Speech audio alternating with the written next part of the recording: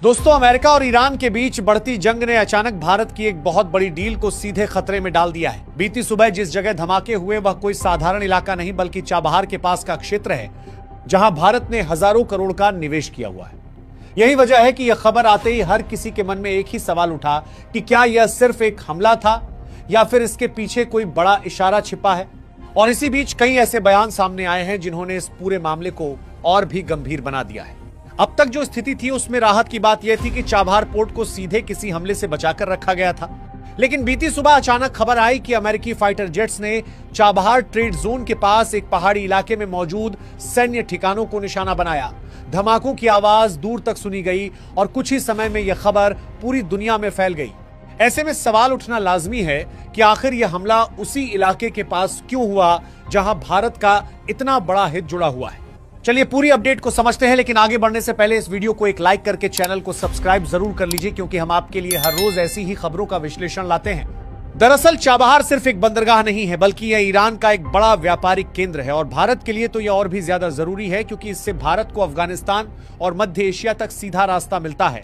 यही कारण है कि भारत ने यहां भारी निवेश किया है। इसीलिए इस इलाके के पास हमला होना केवल सैन्य कार्रवाई नहीं बल्कि एक बड़ा रणनीतिक संकेत भी माना जा रहा है।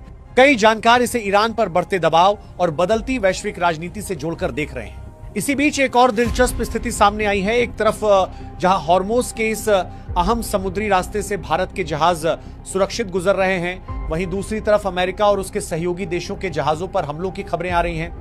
इसी को देखते हुए डोनाल्ड ट्रंप ने दूसरे देशों से इस इलाके में अपनी नौसेना भेजने की अपील की है, लेकिन अभी तक किसी बड़े देश ने खुलकर इसका समर्थन नहीं किया है, जिससे यह साफ होता है कि हालात कितने संवेदनशील हो चुके हैं। इसी तनाव के बीच भारत के लिए एक राहत भरी खबर भी आई है। रिपोर्ट्स के मुताबिक भारत के 2 जहाज भारी मात्रा में गैस लेकर चाबहार पहुंचने वाले हैं। इसे एक बड़ी रणनीतिक सफलता माना जा रहा है, क्योंकि इतने तनाव के माहौल में भी भारत अपनी सप्लाई लाइन को बनाए रखने में सफल रहा है।